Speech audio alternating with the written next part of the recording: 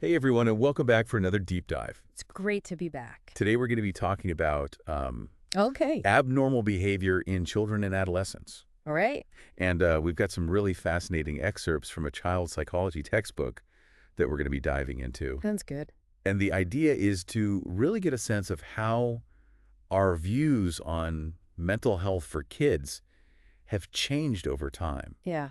And you know what factors really play a role in shaping their well-being? I think that's a very important and very interesting topic, especially given all the changes that we've seen recently. Exactly. In It's just the society in general. and the growing awareness of these issues. So It is interesting how much our understanding of our children's mental health has evolved just over the last several decades. oh yeah, absolutely. I believe it. And the book actually starts with this crazy story about Victor of Aveyron. Have you heard of him? I have. Yeah, he was So this is a boy. kind of a famous case study. Yes, he was found living in the woods of France Yeah. back in the late 1700s, Yeah. and he couldn't speak. He walked on all fours. They called him the wild boy. Yeah, it seemed like he had been raised by wolves. Right. Yeah. They it seemed like he had been living in isolation for much of his childhood. It's just mind-blowing to think that his case was one of the first that really got people thinking about developmental issues And how to treat them. and how to treat them, Yeah. and just like trying to understand what had happened to him and how to help him. Yeah, it really highlights how drastically our views of children have changed. Yeah. You know, back then kids, especially those with disabilities, were often mistreated or just completely ignored. Right. You know, and it's hard to believe that It's sad. just a few centuries ago, Yeah. some societies would keep children with disabilities locked away or hidden. It's a far cry from where we are today, It is. where we have laws like IDEA, Right. ensuring that all children, regardless of their needs, have access to education and support. It makes you realize how much progress we've made, Yeah. but it also highlights how far we still have to go. Yeah. That shift didn't happen overnight, though. No, definitely not. Thinkers like John Locke, way back in the 17th century, Mm-hmm. they started challenging the idea that children were just miniature adults. Right. You know, they argued that children deserve Yeah. kindness and education, which was pretty revolutionary at the time. Huge. Yeah. Yeah. I mean, his ideas really helped pave the way for Yeah.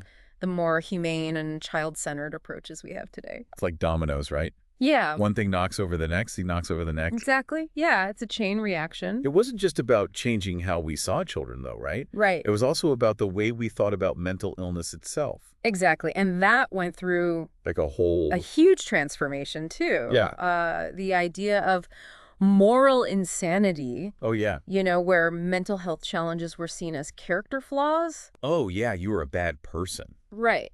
if you had a mental illness. Right. Yeah.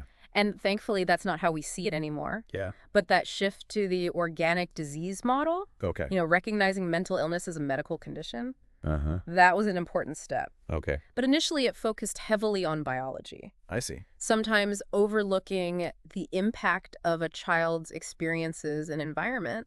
So it was like swinging to the other side of the pendulum. Right. Yeah. Not it was too much. Recognizing the whole picture. Right. And the Yeah. importance of both. That's where those early psychological theories come in, Yes. right? Like Yes. Freud, with his focus on how childhood experiences shape us, Exactly. even unconsciously, although Yeah. some of his ideas haven't aged so well. I mean, some aspects of Freud's work have been debated, and Yeah. some have not stood the test of time. Right.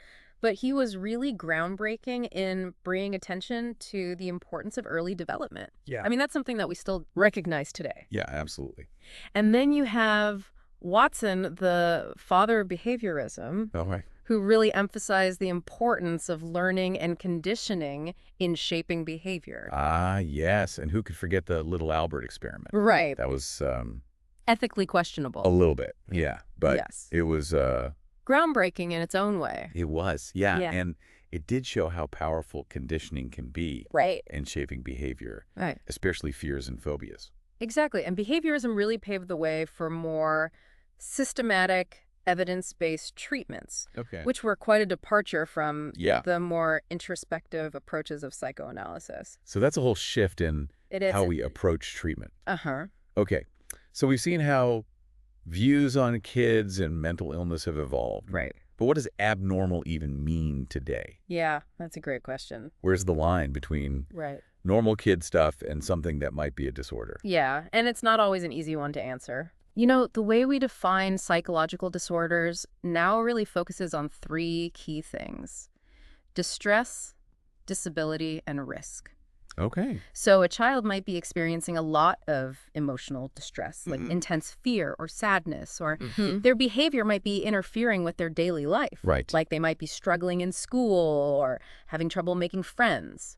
So it's not just about having a bad day Right. or acting out once in a while. Exactly. It's about whether these behaviors are causing significant problems in the child's life. Exactly. And it's affecting their functioning. But wouldn't normal also depend on the kid's age It does. and background? Absolutely. A tantrum from a toddler is a lot different than a meltdown from a teenager. Right. You would expect a toddler to have more tantrums Right. than a teenager. Exactly. And so what's considered typical Yeah. can vary widely based on a child's age, cultural background, Right. and their individual circumstances. Right. So we can't just apply like a one-size-fits-all. Yeah. Okay. Not at all. And the book mentions this idea of competence. Yes.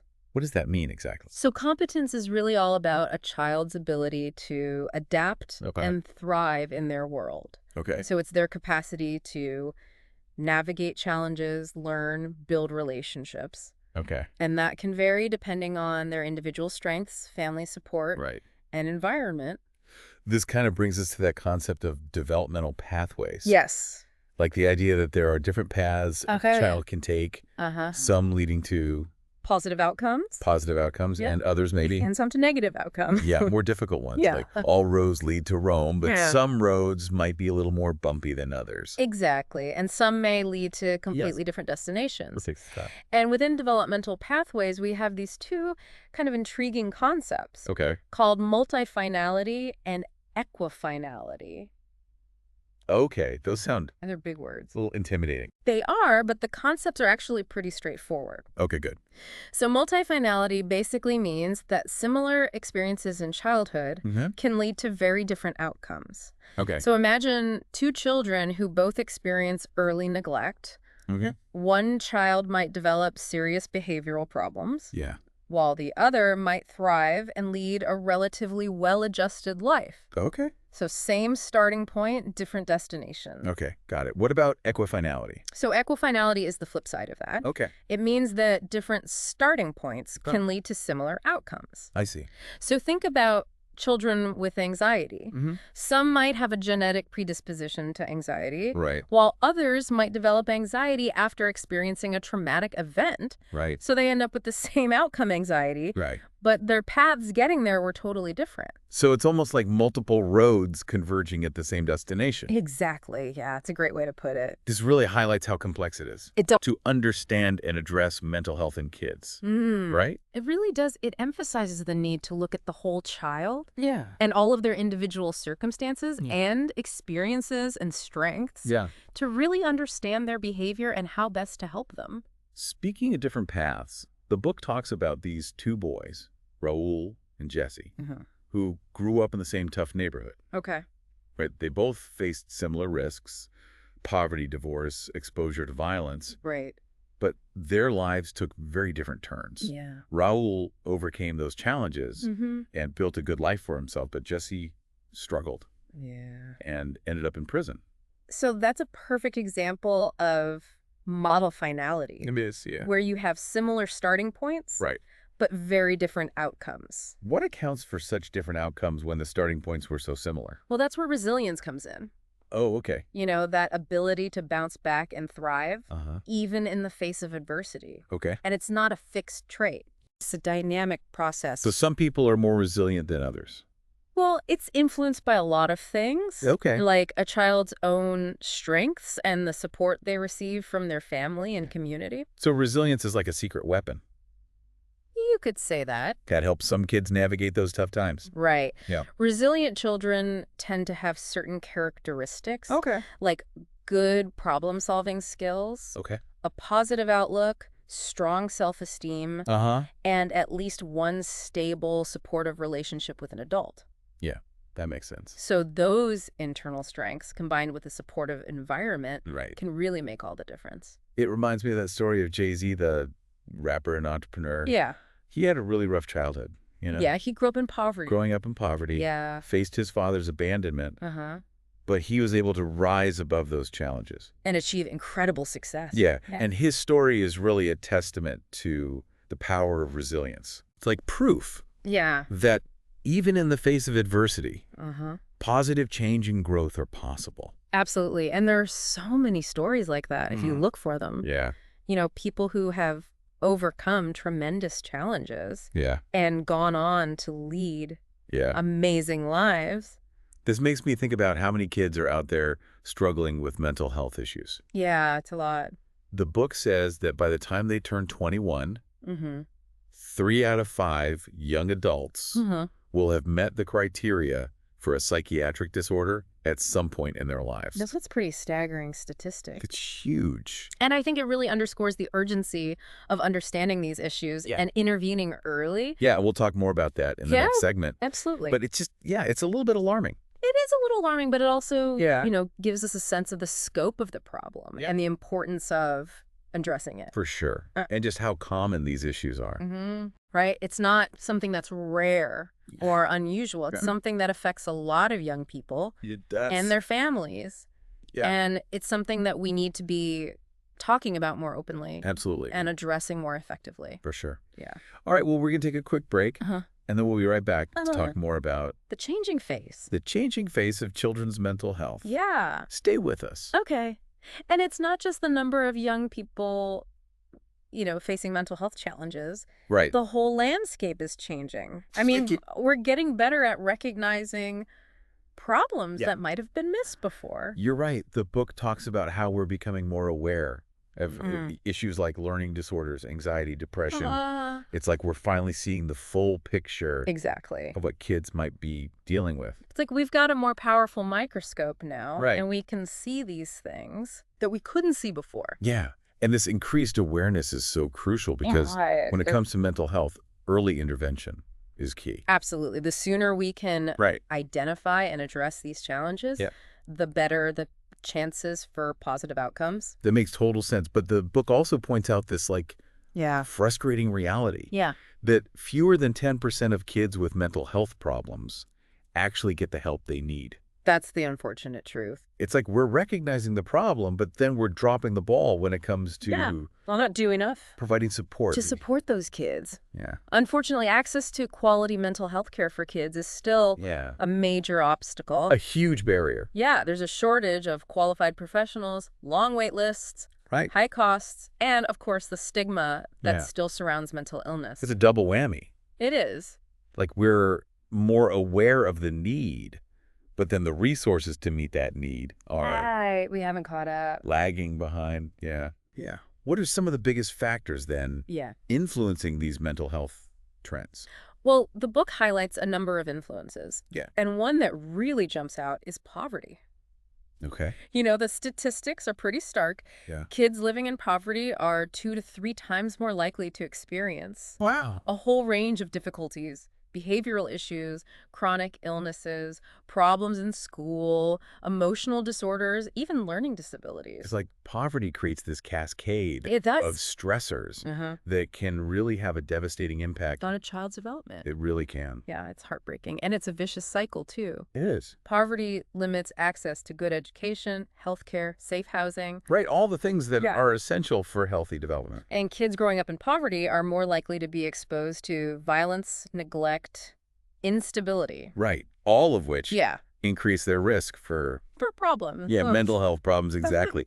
So it's not just about the material lack of resources. It's about how poverty actually shapes the brain, the way a child's brain develops. Yeah, the chronic stress associated with poverty can actually alter brain development. Okay. Especially in areas that control things like emotional regulation, decision-making, stress response. So it makes it even tougher for kids in poverty to kind of thrive. Yeah, it really steps the deck against them. Yeah, the book also talks about how mental health problems don't affect everyone equally. Right.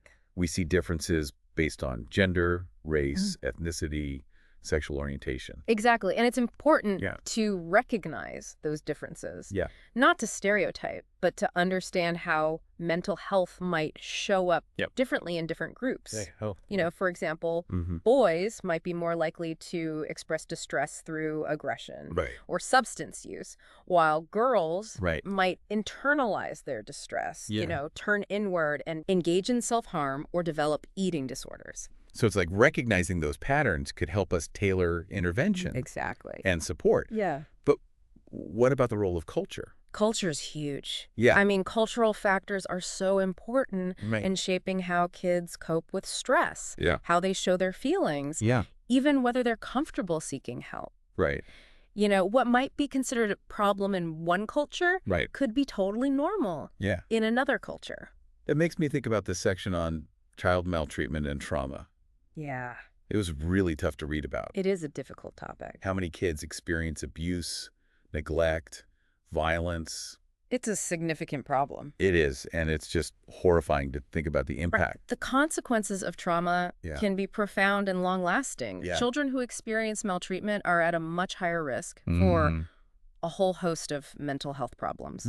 Depression, anxiety, PTSD, substance abuse, even suicidal behavior. Trauma can literally change the way a child's brain develops, affecting their ability to regulate emotions, form healthy relationships, trust others. It's a stark reminder that we need to do everything we can to protect children from harm. Absolutely. And to provide support for those who've already experienced trauma. Right. No child should have to go through that. Absolutely. And we can't forget about LGBTQ youth. Who often face unique challenges like bullying, discrimination, lack of acceptance. Growing up feeling different or ostracized can really take a toll. It can. On anyone's mental health. Yeah, creating safe and inclusive environments. Right. For all children, regardless of their sexual orientation or gender identity, is absolutely essential. You know, schools, families, communities need to work together to foster acceptance and understanding, challenge prejudice and discrimination. And provide resources and support. Exactly. Yeah. Okay, so it seems like we've covered a lot of ground here. The historical context, defining abnormality, risk and resilience, the changing face of children's mental health, the impact of all these different factors. Yeah. It's been a really comprehensive overview. I'm curious about the long-term implications, though. Yeah. What happens when these childhood mental health issues aren't addressed?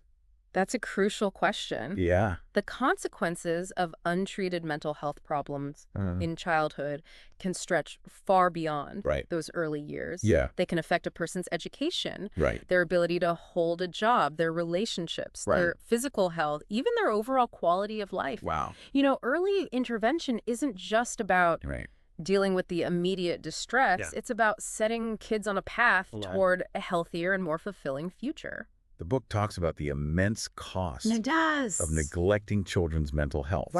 Not just in terms of human suffering, but also like the economic burden. The economic burden is huge. On healthcare, social services. The criminal justice system. Even the criminal justice system, Yeah. It really highlights the need to invest. It does. In prevention, early identification. And effective treatment. Absolutely. Addressing these challenges early on can save countless lives. Reduce suffering. Yeah. And contribute to a more just and equitable society.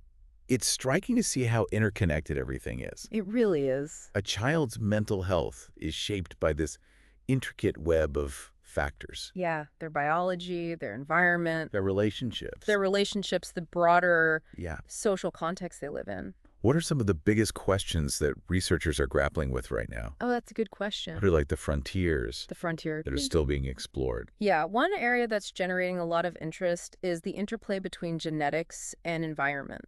Okay. You know, we've known for a long time that both nature and nurture play a role in shaping mental health. But we're still unraveling the complex ways they interact. So it's not this simple like genes versus environment. No, it's much more nuanced than that. Yeah. It's really a dance between the two. Okay. You know, we're learning how genetic predispositions can be either amplified or buffered by environmental factors. Okay.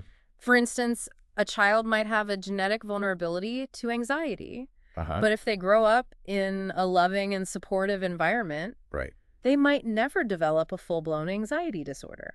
That's fascinating. So genes aren't destiny after all. No, they're not. What are some other, like, cutting-edge areas of research? Well, epigenetics is another really exciting field. Epigenetics, okay. Yeah, it looks at how environmental factors can actually modify gene expression. Wow. You know, it's showing us that experiences can leave a lasting mark on our DNA. Wow. Affecting not only our own health, but potentially the health of future generations. That sounds like a whole other deep dive waiting to happen. It is. It's a fascinating area of research. Right. Another area of really active research is the development of new technologies to assess and treat mental health problems. Okay, like what? So, for example, virtual reality is being used to create immersive experiences for kids with anxiety disorders, allowing them to practice coping skills in a safe and controlled setting. Virtual reality for therapy. Exactly. That's incredible. It is, and it's just one example of how technology is being used to improve mental health care. That's amazing. We're also seeing the development of smartphone apps that can track mood, provide personalized support, and even deliver cognitive behavioral therapy. Wow. So technology is kind of a double-edged sword. It is. It can contribute to mental health challenges through, like, excessive screen time, social media pressures, but it can also be a powerful tool for good intervention and support. Exactly. It's all about finding the right balance. Right. And harnessing technology's potential for good. And we can't overlook the growing emphasis on cultural sensitivity in research and practice. Absolutely. Right. We need to move away from those one-size-fits-all approaches and develop interventions that are tailored to the unique needs of diverse communities. Of different populations. Yeah. Okay. It sounds like the field is at this really exciting point. It is. With new discoveries and innovations. Happening all the time. Yeah. What are some of the specific recommendations or initiatives the book highlights for improving mental health? So the book dives into several reports and initiatives focused on improving mental health for kids and teens. Yeah. One that stands out is the U.S. Surgeon General's report on mental health. Okay. That was really a landmark report. That was back in 1999, right? 1999, that's right. It really felt like a wake-up call. It did. It shifted the conversation. It did. And highlighted mental health as a public health priority. Exactly. It really emphasized that mental health is just as important as physical health. Right.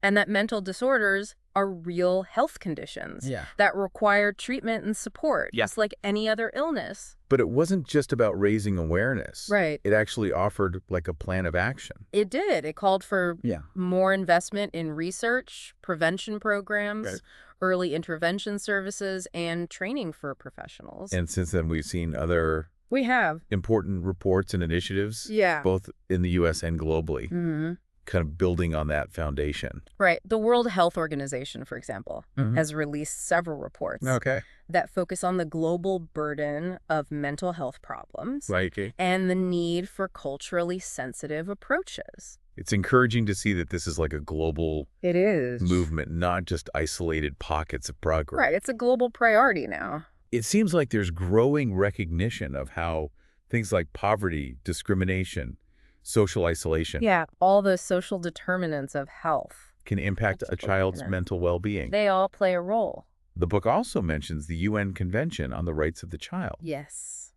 Which is a really powerful document. It is. Outlining the fundamental rights. Of every child. Of every child. That's right. Including the right to health and well-being. Exactly. And that convention has really shaped policies and practices around the world. It was adopted back in 1989. 1989, that's right. And it's really like this reminder that every child deserves to grow up in an environment that supports their mental and emotional health. Yeah, it's a powerful statement. Okay, so we've talked about all these big picture initiatives, but what can we do as individuals to make a difference? It can feel overwhelming. It can. To tackle such complex issues. It can feel like a drop in the bucket. Right? Like, what can we do in our own lives? Yeah. In our own communities to support kids' mental well-being? Well, I think one of the most powerful things we can do is to challenge the stigma surrounding mental illness. Stigma is such a huge barrier. It is. Yeah. It prevents people from seeking help. Right. It creates shame and isolation.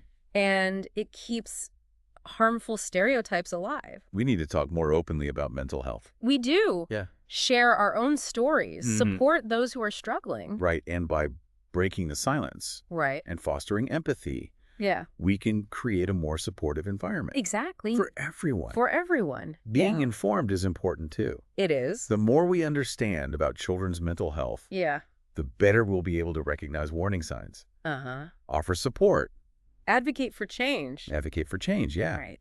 So it's about educating ourselves. Yes. And then spreading the word. Exactly. Raising awareness in our communities. Yeah. Pushing for policies that support children's mental health. Absolutely. So it's like, there are so many ways to get involved, big and small. There are. We can volunteer at organizations that support children's mental health, donate to research foundations, or simply offer a listening ear to someone who's struggling. Exactly, and just show up for people in your life who might be going through a tough time. Yeah. You know? Every little bit helps. It does. Yeah. Right, and I think it's important to remember that every act of kindness, every effort to raise awareness, every step we take to create a more supportive environment makes a difference. Children's mental health is really everyone's responsibility. It is, It's not just the parents or the teachers. So it takes a village. Yeah, it really does take a village. Right, and by working together, we can have a profound impact on the lives of young people. Well said. So as we wrap up this deep dive, what's the one key message you want our listeners to take away? I would say the one key message is simply this. Children's mental health matters. It does. It's fundamental to their well-being, their ability to learn and grow, and their chances for a bright future. Absolutely. And by understanding the complexities, challenging the stigma, advocating for change, and supporting early intervention, we can create a world where every child has the opportunity to thrive. Couldn't agree more. And to our listeners, we encourage you to explore the resources and reports mentioned in the textbook. Great idea. The more informed we are, the better equipped we'll be to make a difference. To make a difference. So thank you so much for joining us on this deep dive. It's been my pleasure. Into the fascinating and ever-evolving world of child and adolescent mental health. Yeah, it's a fascinating field. It is. It really is. And we'll see you next time for another deep dive. All right, looking forward to it.